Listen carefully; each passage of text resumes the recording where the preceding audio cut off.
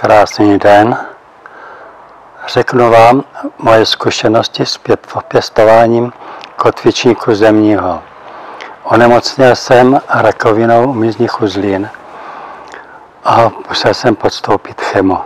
Dostal jsem 12 dávek. Po skončení chema jsem hledal na internetu, co budu užívat, tak, abych si dal do pořádku imunitu a vůbec celou schránku tělesnou. Tak jsem si sedl k internetu a hledal jsem, co mám užívat. Mám kamaráda, úžasného léčitele, který mě naučil pracovat s kivadýlkem a řekl mě, že mám léčitelské schopnosti, že bych mohl léčit. Ale tuto věc já teda dělat nebudu. A kivadýlko používám pouze pro svoji potřebu, když si vyprávím s květinami. Takže jsem seděl před internetem a hledal. A kivadýlko stále říkalo ne. Ne, špatný, špatný, špatný. Pak jsem se dostal na stránky Štěpánky Janoutové, Kotvičníková farmička a kotvičník. Podívejte se, jak reaguje, kdy jenom slovo kotvičník. A kivadýlko se točí úžasnou silou a úplně mě táhne. Takže vidíte, takže kotvičník zemní, to byla ta bylina, kterou jsem já měl užívat po chemu. Rozjel jsem se se Štěpánkou Janoutovou, tam jsme si povykládali, hodně jsem se dověděl, sehnal jsem si semena, vysel jsem kotvičník a není to tak jednoduché vysévat a pěstovat. Po zahradnicky absolutně vyloučeno, nedá se to dělat. A dneska už to dělám, pěstuji ho 4 roky a dneska už umím poradit.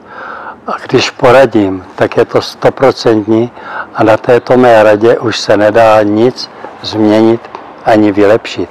Všechno dělám hlavně kvůli sobě, abych to měl snadný to pěstování a co nejjednodušší.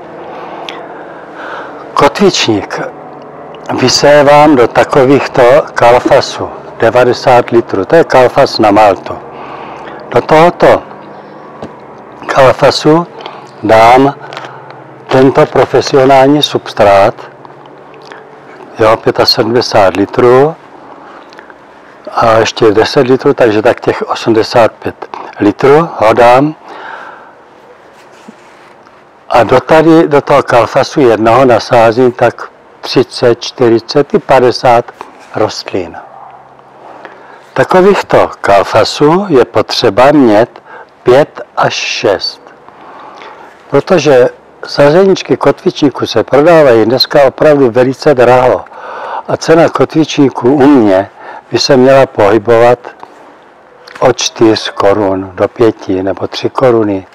Podle toho, kolik toho kupujete. A vy potřebujete až 500 rostlin si koupit. Rozsázíte to do toho substrátu, do kalfasu, no a pak už to pěstujete. To je tak měsíc květen.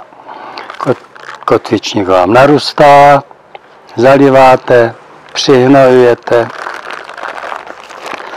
Doporučuji krystalické hnojivo Ferty 3, opravdu je vynikající. Naroste vám kotvičník, přijde měsíc srpen a v tuto dobu vy už musíte si to hlídat, aby vám to nezestárlo, aby nezačal zahnívat, aby nezačal šednout. Ten kotvičník má také svoji dobu zrání. Pak vezmu nůžky, vytáhnu to i s kořenem, vidíte, takhle to otřepu. Já kotvičník zásadně neperu, protože byliny se nemají prát. A takhle si ho nastříhám na váhu.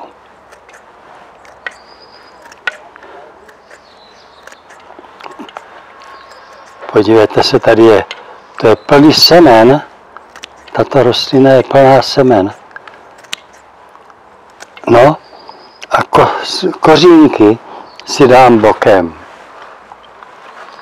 Takže to vytahuji i s kořínkama. Tady mám takové věcheť kořínku nasušený, který teďka budu stříhat a přidávat si to do směsi. Takže pěstování není žádný problém. V tomto kalfasu. Pokud chcete pěstovat kotvičník v truhlíku, takhle s knotama, opravdu je to potřeba mít na knotech, protože je velká spotřeba vody. A tady by mělo být kolem 35 rostlin. Krásně narůstají, přihnojujete a tady v tomto truhlíku já pěstuju kotvičník pouze na semeno. A dá se vypěstovat až 1000 semen z tohoto truhlíku.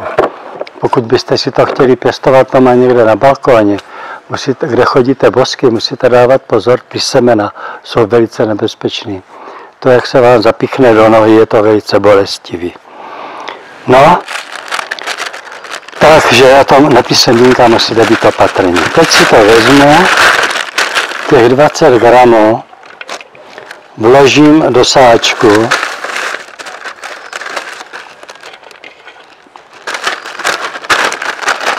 To je sáček na potraviny. Takhle to vložím do sáčku, dám to na půdu, takhle volně, protože to je perforovaný, propíchaný, krásně mě uschne. No a mám to usušený a takovýchto sáčků potřebuju 360, abych měl napěstovaný na celý rok.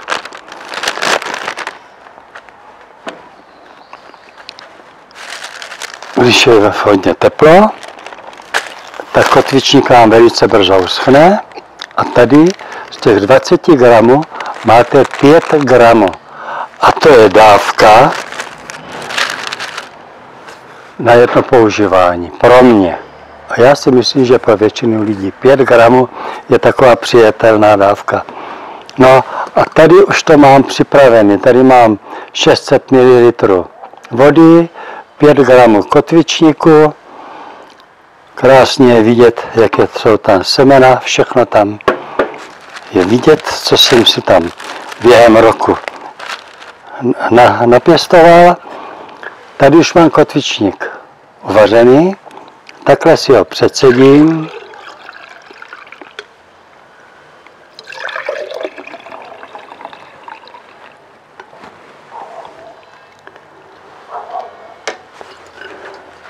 No a podívejte se, jak je to krásně zelený, tak jako kdyby to bylo čerstvě natrhaný. Je lepší to dělat ze sušeného, jak z čerstvého, ze zeleného. Je to plno semen tady.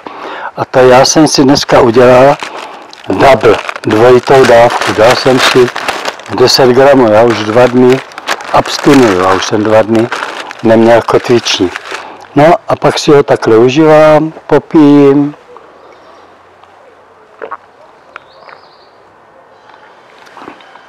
A během dopoledne to takhle vypiju. Má to velice léčivé účinky.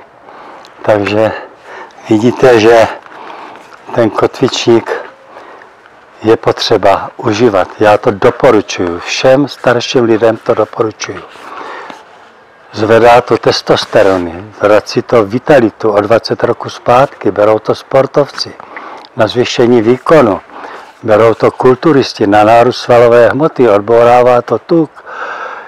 Je to u mužů i u žen je přechod, jsou přechody, tak i na to působí, na psychiku. Je to na prostatu, je to na moc a moc věcí. Tady mám takovou knížečku. Ten pán, co to napsal, byl u mě, tak jsme si pěkně povykládali. Je zde hodně informací, které jsem já na internetu nikde nenašel.